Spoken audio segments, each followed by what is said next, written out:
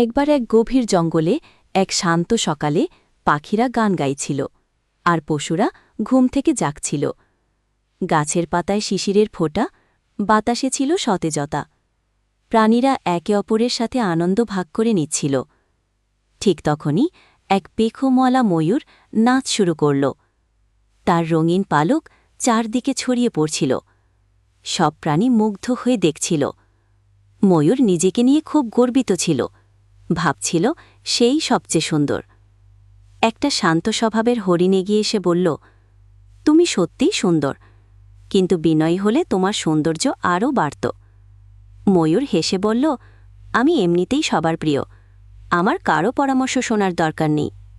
এরপর ময়ূর একটা জাদুকরী সোনালি পেল। সেই পালকটা তার সৌন্দর্য আরও বাড়াচ্ছিল, কিন্তু শর্ত ছিল বেশি ব্যবহার করলে পুরনো পালক ঝরে পড়বে। ময়ূর সেই শর্ত মানেনি, সে শুধু নিজের সৌন্দর্য বাড়াতে চাইছিল। একদিন হঠাৎ বৃষ্টি নামল, আর সেই সোনালি পালক গলে যেতে লাগল। একে একে ময়ূরের রঙিন পালক ঝরে পড়ল। প্রাণীরা অবাক হয়ে দেখতে লাগল। ময়ূর খুব কষ্টে পেল। তখন হরিণ এসে বলল, তুমি যদি বিনয়ী হতে তাহলে তোমার সৌন্দর্য থাকত, কিন্তু তুমি শুধু বাইরের রূপে মুগ্ধ ছিলে। ময়ূর কেঁদে বলল, আজ আমি বুঝলাম, লোভ করলে নিজের সৌন্দর্য হারাতে হয়।